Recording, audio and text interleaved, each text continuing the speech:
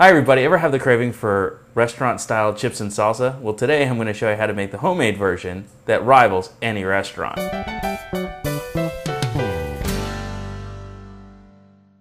So let's start out by making the salsa.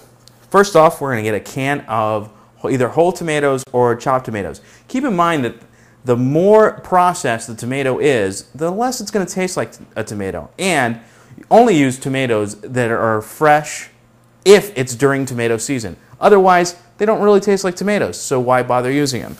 A good can of tomatoes were picked when they were fresh, so still have a lot of flavor. I'm also going to do about 1/4 cup of roasted green chilies, 4 cloves of garlic, about 1/4 cup of cilantro. Now, you can leave the cilantro out if you're not a big fan of cilantro, but I personally love it. And a roughly chopped half onion. A little bit of salt. Now, I use either kosher salt or sea salt. And for a little bit of heat, some crushed red pepper, or you can throw in some jalapeno if you really want to spice it up a bit. Now, although I like chunky salsa, this is a good way to have it both ways. A little bit of chunk and just some good water to it as well. You just want to pulse it a few times.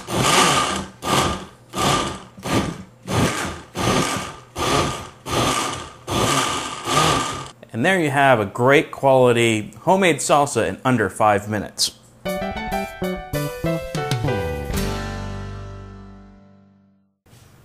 Okay, now, chips and salsa. It's always about the chip. And I'm going to show you how to make the restaurant-style chips. And probably something that they don't want to tell you is that you can make about 3 bags of chips for about $1 versus paying $5 for a big bag of chips at the store. So what you do is you get a bag or a container of the flour tortillas or the corn tortillas, depending if you want flour or corn tortilla chips. And I like to cut them in 4s.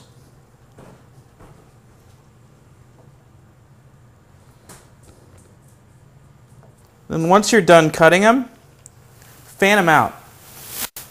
This is so that they won't stick together when they hit the hot oil, and also so you get a nice crispy chip.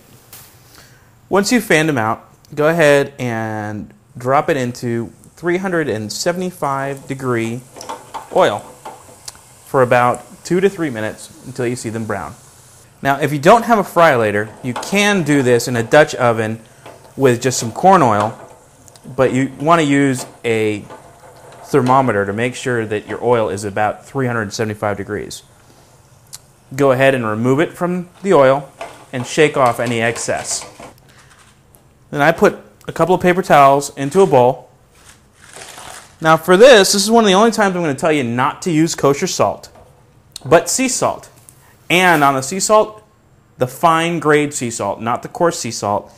And you always want to salt any fried foods right as it comes out of the fryer, because it'll absorb the salt a lot better and stick to whatever you're salting than if you let it cool down.